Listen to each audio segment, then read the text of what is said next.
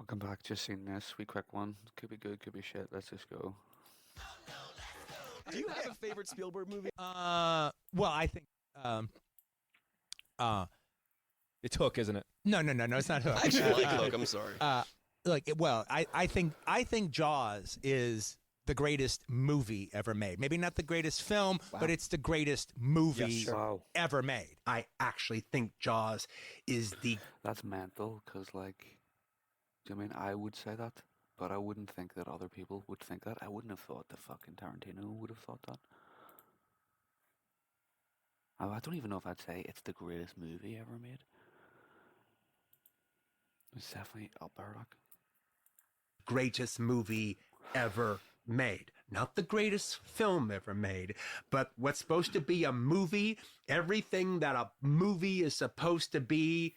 Jaws you're, is, You're yeah. never going to get better than Jaws. Jaws is the pinnacle of that. It's the greatest movie ever made. Look, when you say perfect movies, you're talking about any individual person's aesthetic. Yeah, but right. but even trying to you. account for all aesthetics, even It's definitely a perfect movie. Yeah, it's definitely in one of the perfect movie categories. There's only been a few of them, like. but a perfect movie kind of crosses all aesthetics to one degree or another. Might not be your cup of tea, but there's nothing you can say to bring it down.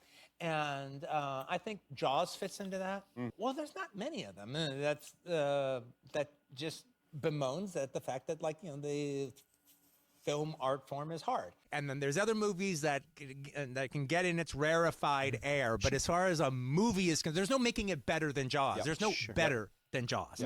It is the best movie ever made. And it shows how badly timed most movies made before Jaws were. Well, what I mean by that? I prefaced it by not saying it's my favorite Spielberg movie. I just said it's the best movie ever made. Yes. Okay. But what I meant by that, to one degree or another, Yeah. is like Spielberg and a lot of his cohorts grew up seeing those kind of movies in the theater. It's like Journey to the Center, Henry Levin's Journey to the Center of the Earth. He's going to run to go and see. And Richard Fleischer's Fantastic Voyage, he's going to run and go see. And Gordon Douglas's Them, he's going to run and go see. Now, not all. Is that what that's called? I think I've seen that. Horror Chronicles, Giant Ants.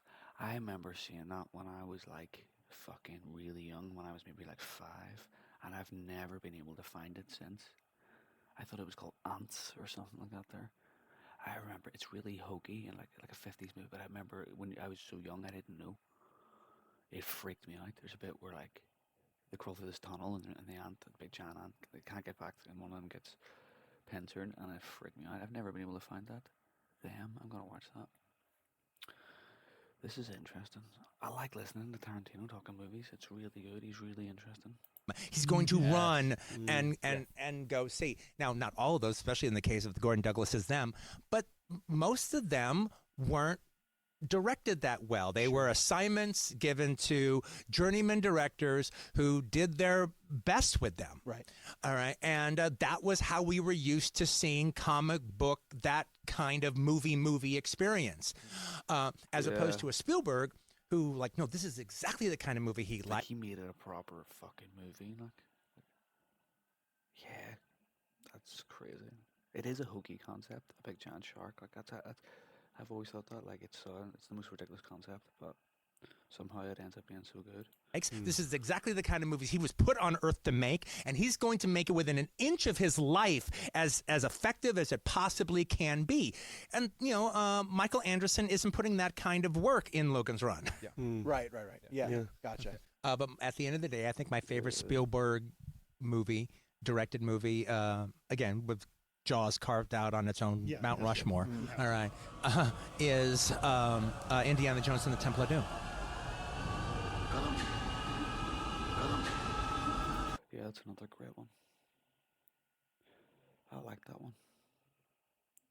Temple of Doom feels like what I like about Temple of Doom. It feels like you're just watching one of many adventures that Indiana Jones has had, and this is just one, Indiana Jones and the Temple of Doom, and you just feel like there's a whole raft of them. But it's like that, so that's why this one's the best, because all the other ones are just Nazis. You fixated on Nazis too much. That's great. Yeah, I really like listening to Tarantino talk about films. That's good. That was good. I wonder what Tarantino would think of Orca, the movie. Okay, that was good. Should we just leave it there? I think we should just leave it there. As an accountant, I've done quite a lot of running. Mostly running late or running to catch a train. I still want the big city job. Just find us the big city.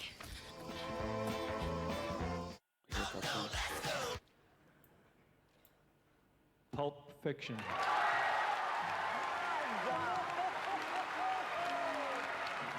Oh, that would have been a great moment for him. Like, that's his first film being recognised, and it's Clint Eastwood reading it out. In his own way, he is perhaps the most dangerous man who ever lived. Is one of the great auteur pieces of all time. But one of the things that makes the film so great, you have to sing the praises of Clint Eastwood.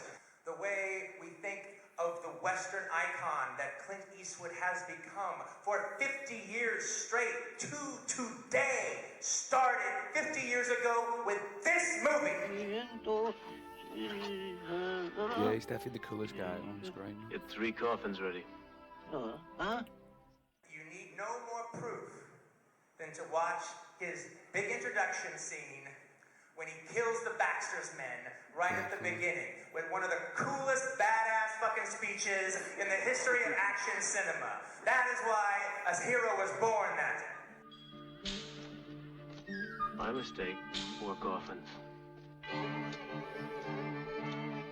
My favorite movie of all time is The Good and the Bad and the Ugly.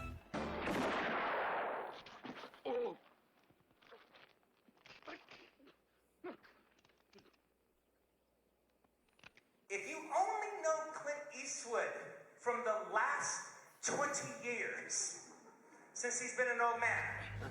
Get off my lawn. Listen, old man, you don't want to fuck with me. Did you hear me? I said get off my lawn now. You don't know Clint Eastwood. He was one of the sexiest motherfuckers during this time who ever existed. Western heroes weren't sexy. They didn't look cool. They looked badass, or they looked tough, and they looked heroic. But they didn't look cool. They didn't look sexy. Women didn't think about fucking them all the time. And that is Clint Eastwood's Firefox. Clint Eastwood, recipient of the special D. Wow, really? Clint Eastwood Firefox? No.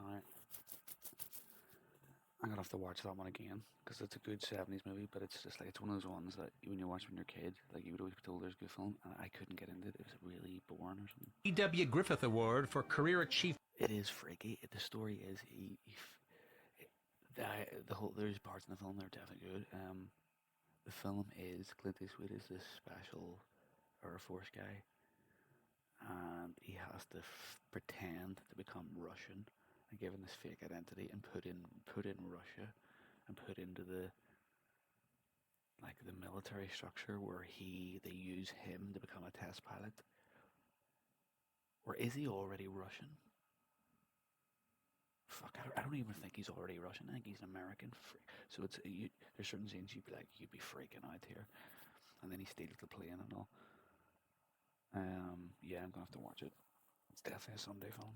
In the 1988 Golden Globe Awards, brings his legendary star quality to the role of ace pilot Mitchell Gant. Clint Eastwood, who has no character in the movie. But that's not so bad for Eastwood. Eastwood, at that time especially, could score without a character.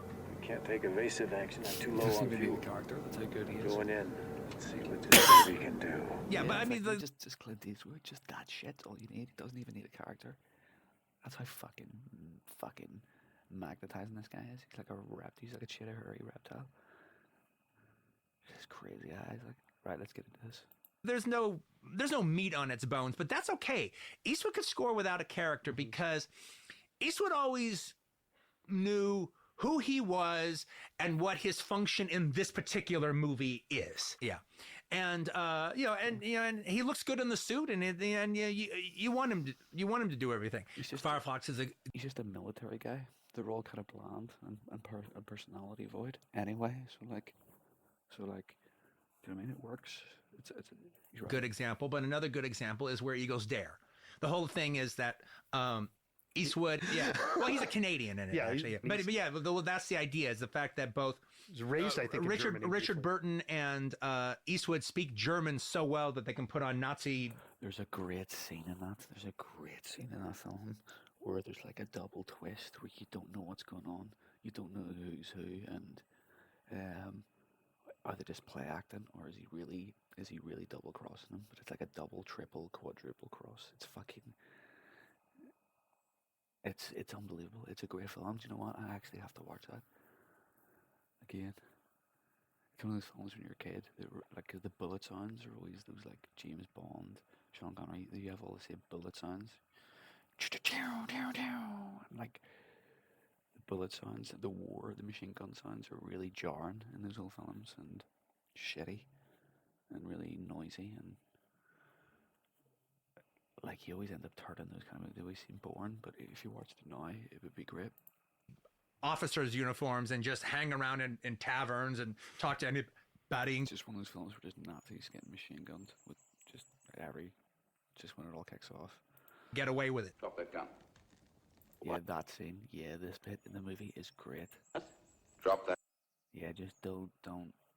If you're gonna watch it, gun and sit if you're down. gonna watch it, skip past this bit. What the hell are you talking about? There was a commitment to storytelling direction. And frankly, to tell you the truth, I don't see enough storytelling direction. You gotta get some gelato. Oh, I love a good midship. Which one are you gonna get? Can I try the wild fruit? Hazelnut for you. Can I get the hazelnut? Oh, this looks amazing. Get the mint chocolate chip, please. I might get the hazelnut right there. Oh my god. What the hell? I see bad my storytelling, God. or no storytelling at all. So to actually see somebody a director who actually tells the story well, that's becoming a dodo bird. Yeah, Here is the handheld Tarantino definitely does that. He tells a story. All right, guys, that's it. Peace.